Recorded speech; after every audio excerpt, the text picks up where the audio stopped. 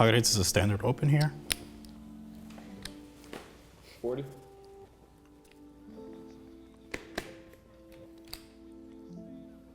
Jack 9 off is just too good.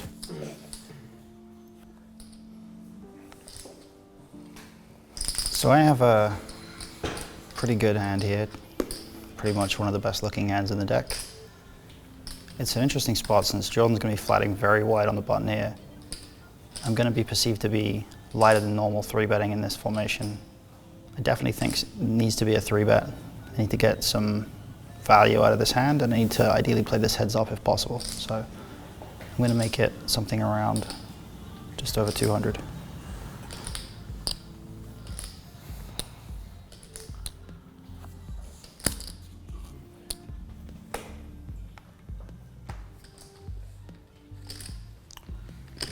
Raise to 235 here from the small blind. From this profile is very likely to be polarized. My hand is too strong to fold, but I think against a polarized range, what we don't want to do is take a bluff catcher too far post flop, especially if he's going to press equity here into two players that he perceives likely to not be folders. So we're going to call and play rather straightforwardly. We're protected that in such a way where he won't be over bluffing post given into this formation.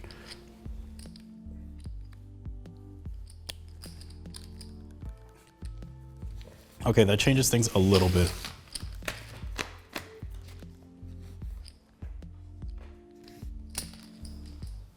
So this is a flop that it's probably more my board than Chin's, although it's mostly just because I retain more overpairs than he does. There are not a lot of hands in his range when he's the opener that I'm going to touch this board significantly. It's not a great spot for me to be c-betting a very high frequency. This particular hand is definitely pretty close. I think that since I block a lot of the hands I'm trying to get to fold, this is going to be a check. And if he bets, we'll see what sizing he makes it. Probably check folding.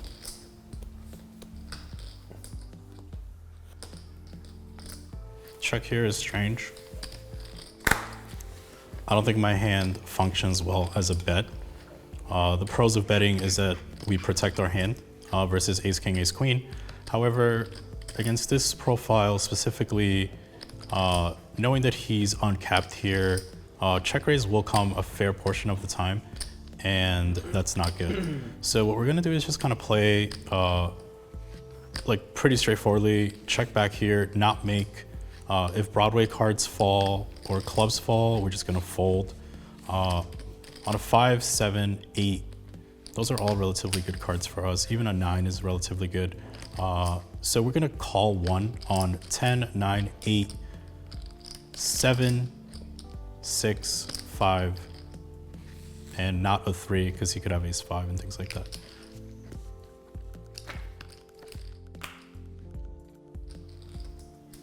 It's an interesting card.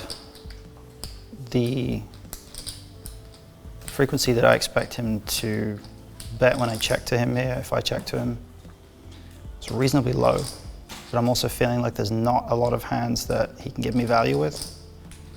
However, there are some diamond draws that he might have just picked up, and since I have specifically no diamond in my hand, it's probably a pretty good opportunity to get value from those. He also can have some weaker queens that he can call me with and give me a little bit of value there. I'm not perceived to be bluffing too much here, but I think I have enough hands that could check flop and then bluff turn that he's going to peel me with a bunch of hands that I dominate, and ultimately he just very rarely has me beat here. So I'm going to bet.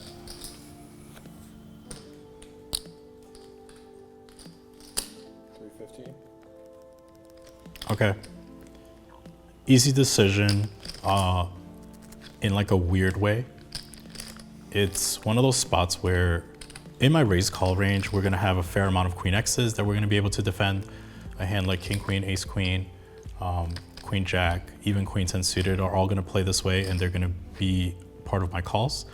Also, a hand like king, jack of diamonds it's significantly better than having a hand like eights here. So we're, in an equity sense, pretty far down in our range. We're also facing an uncapped range, which is, we have to respect that. He can fairly easily go big bet on a lot of rivers, and the board is gearing up in such a way where he's allowed to do that. So between the fact that I'm pretty far down in my equity portion of my range, times the uncappedness of his range, it becomes a situation where eights falls in a spot where we should probably be folding.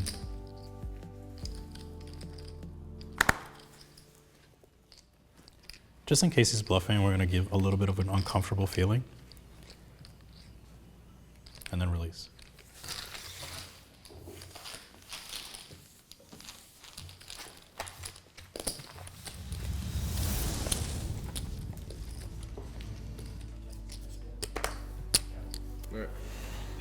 I'm gonna raise this hand, it's a good hand. Go ahead. Another trashy hand here. I'm not going to be doing anything with this one.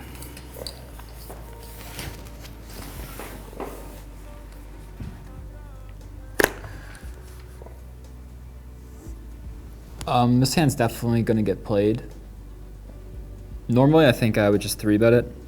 Something about this dynamic makes me just want to experiment with playing the hand above my range. I can't really explain why. It's not something that I really bother to try to quantify to myself even. I just know that both options are okay, and when I feel like I want to be able to potentially have a hand that can protect my range that's not usually in it, I'll just mix it up. So I guess you could say this is my version of playing a mixed strategy, even though it's not something that I really do that often.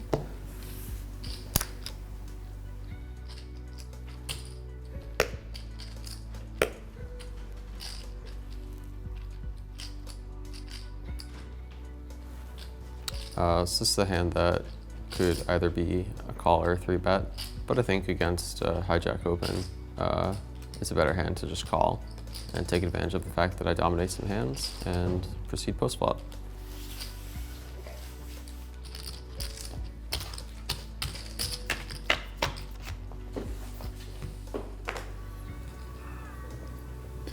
Just checking my whole range in this spot. Check, check. So that was kind of interesting. I didn't expect Nick to call very often from the small blind.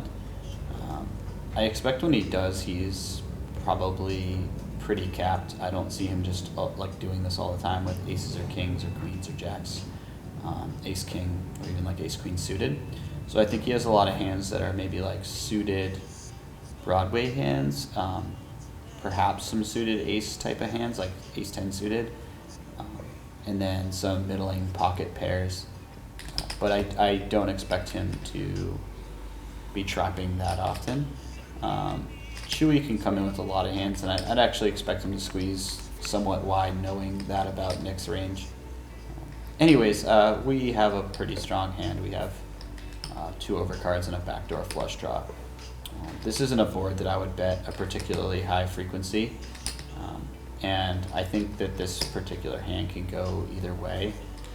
I'd be a little bit happier betting something like ace 9 of spades, or yeah, if I had something like even like, you know, ace jack of spades might be a little bit nicer, because like the king x of spades, or like ace 9 of spades would be nice, because then like there's more combos of worse spades that they could have.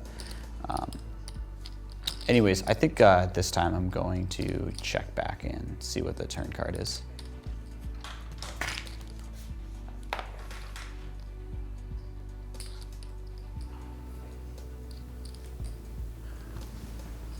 It's a pretty good card for me. Still going to be checking my whole range here. It's the type of spot where Jesse's definitely got the range advantage on this turn, I would say. I'm not sure a leading range should even exist, and I think just simplifying and checking everything is smart. So it's an interesting turn card. Definitely favors Jesse's range. I do have the King of Hearts. I think that there's some hands that I would want to incorporate an overbet with on this card because my betting range should be relatively narrow given that it's a better card for him and limited to mostly strong draws and strong value hands. I don't think this falls into the category of that. So I'm going to check and see what happens.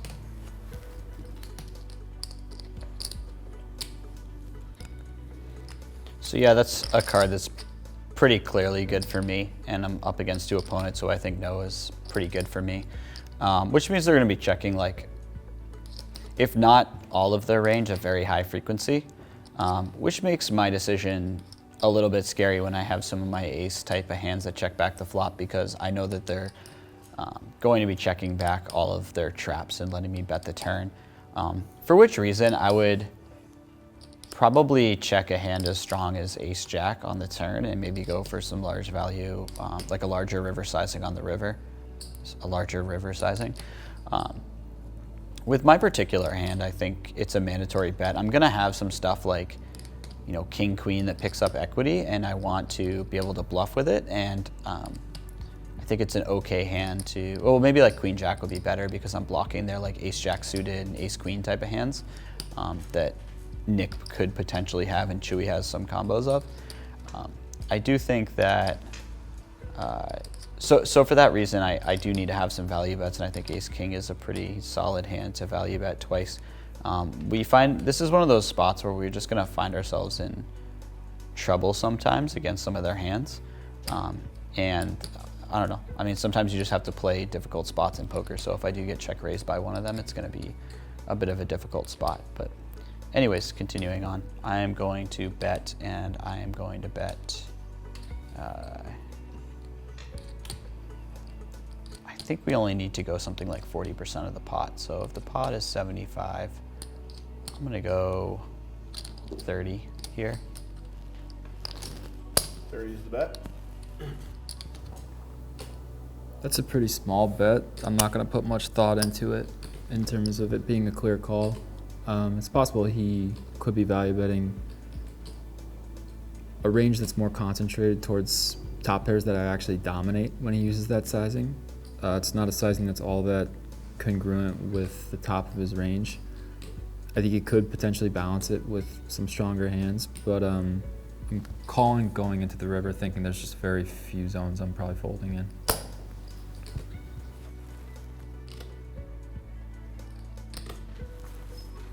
So as far as I'm concerned, this is a pretty great result, getting to see the river for around 5-1 here with a nut draw and some potential bluffing opportunities. Yeah, gonna call and see what happens.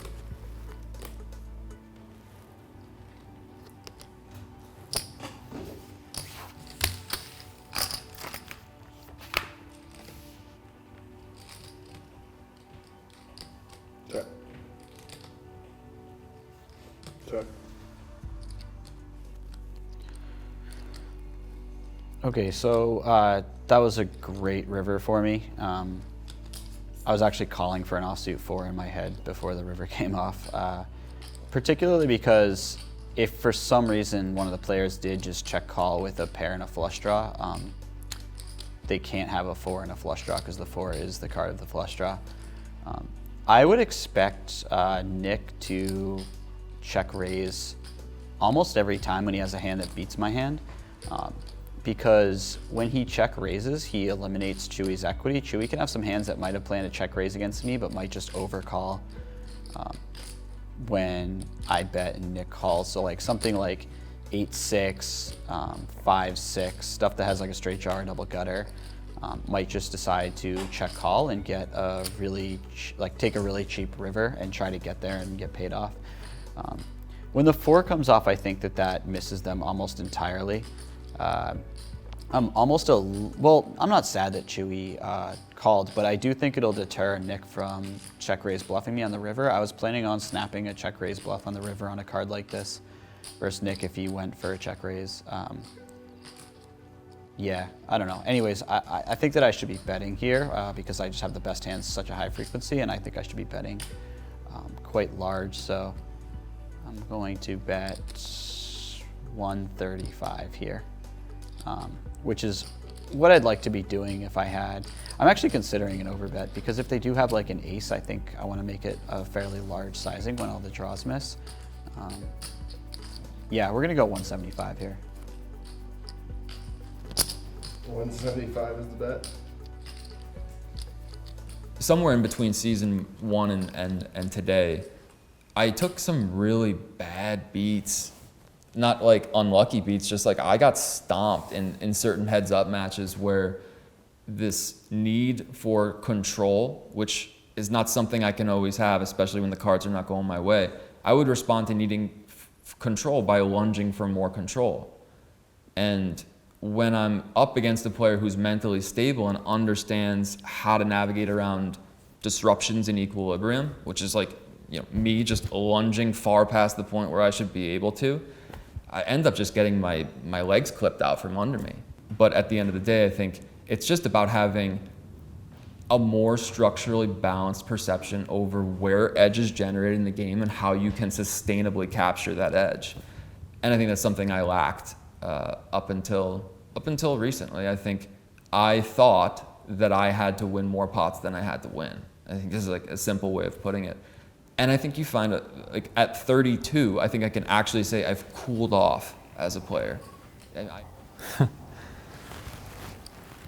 Okay, so after Chewy calls behind on the turn, I think the dynamic of the approach on the river changes pretty substantially.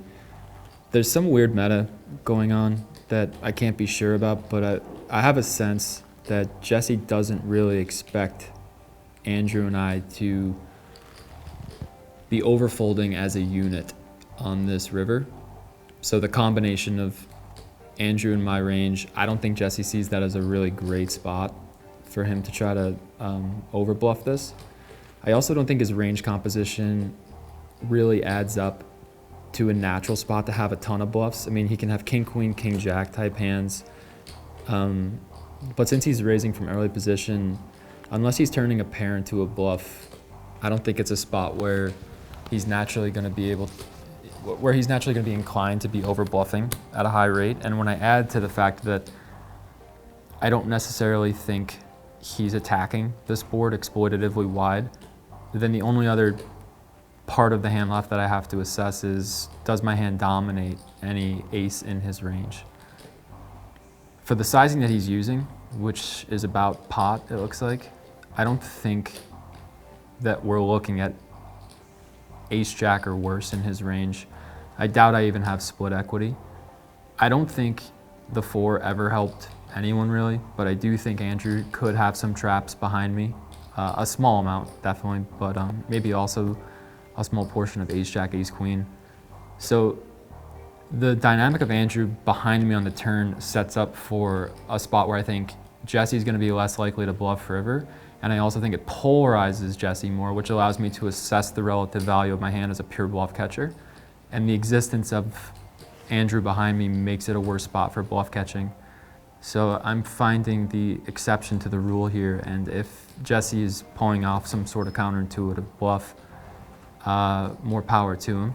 But I just think it's the type of spot where I'm going to default more towards an intuitive exception, where I think the base metrics would just scream call.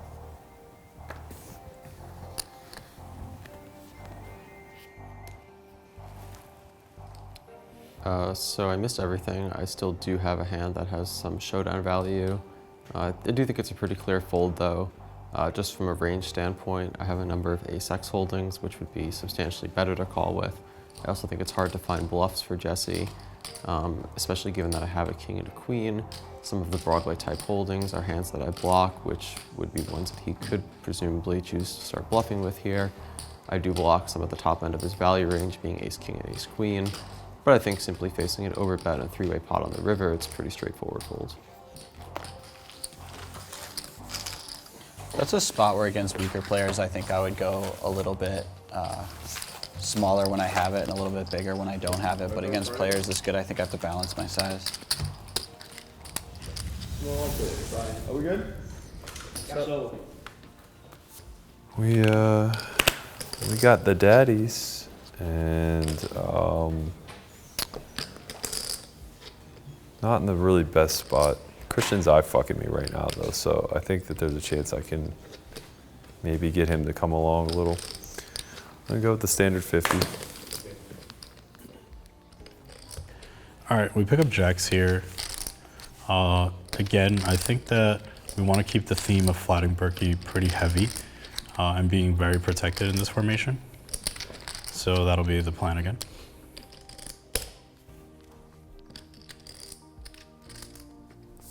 I'm fairly certain I'm gonna 3-bet this hand without even looking, honestly, because Berkey's opening, like I said, all the time in this spot, given that Matt's in the big blind.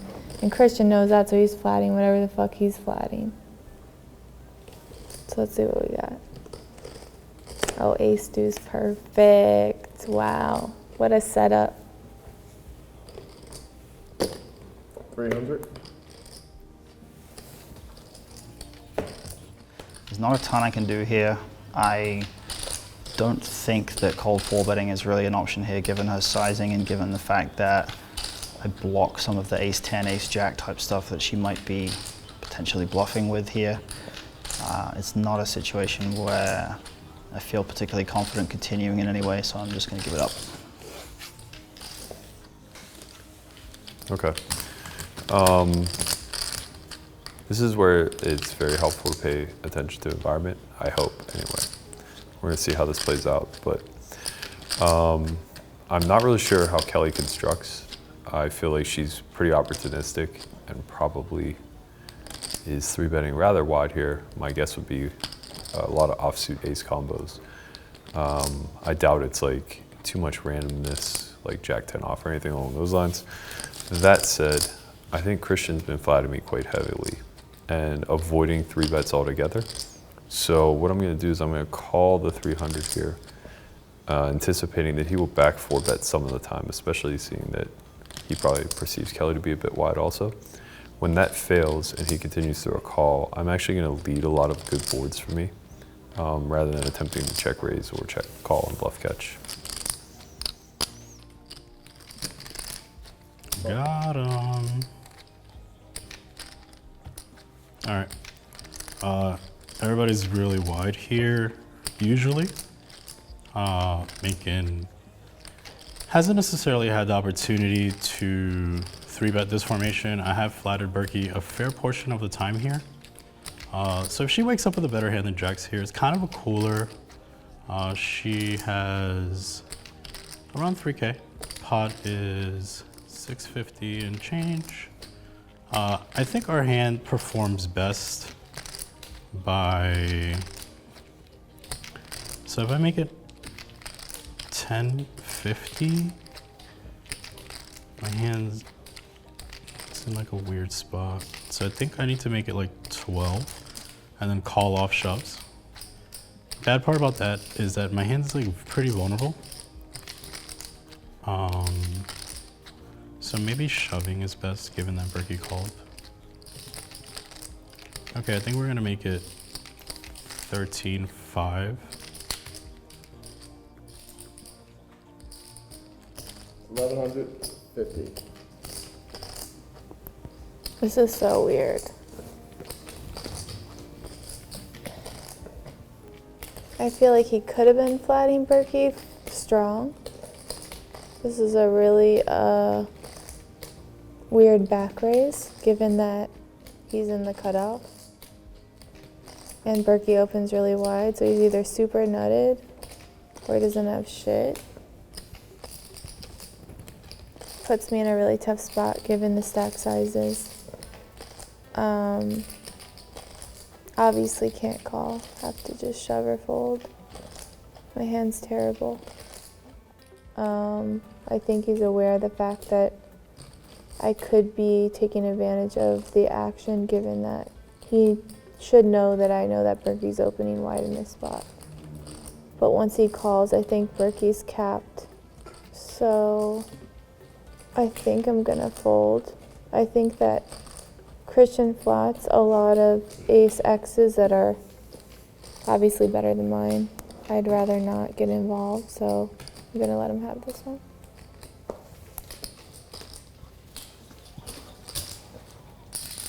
I'm gonna take my time here a little bit to try to figure out the best way that I can slow roll chin. I mean, he could obviously have aces here, but that's just pretty improbable. It seems as though Kelly folded something near a real hand. Could have been ace queen, perhaps pocket queens. I don't really have a choice here other than to be all in, I think. All right, I'm gonna give him the shrug. If you got it, you got it. Fine.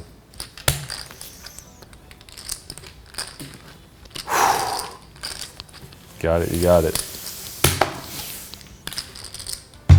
Nice hand. Gonna roll them up? I don't want to. Yeah. So, Brooks, roll them. Nice hand. Hands have to be shown. Both all in hands. Not when you're trying to slow roll. 22-30. 22-30? I want to see that hand do it. No. I called you. Yeah, I want to see that hand. I called you. I was in the hand.